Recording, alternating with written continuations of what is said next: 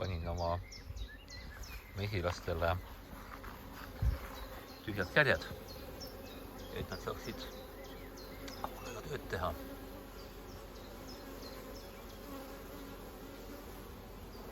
Lendavad hoolega.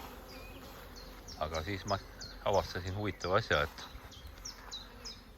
et kadaka otsas on üks mesilaste süle ja mis ei paista olema minu tarudes, sellepärast et haudme kärgedel, mitte ühelgi haudme kärjel polnud mesilase ema kuppu, kust oleks ta välja tulnud.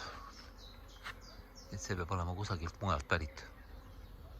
Panin siia kärjekasti alla neile ja panin kasti küljed meega kokku, määrisin.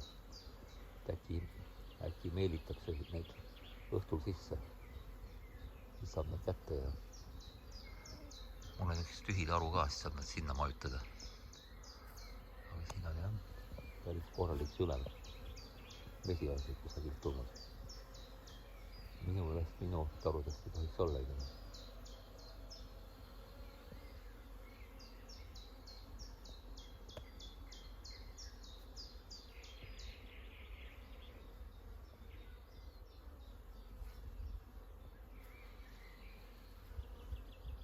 Aga eks praegu on selline aeg, kus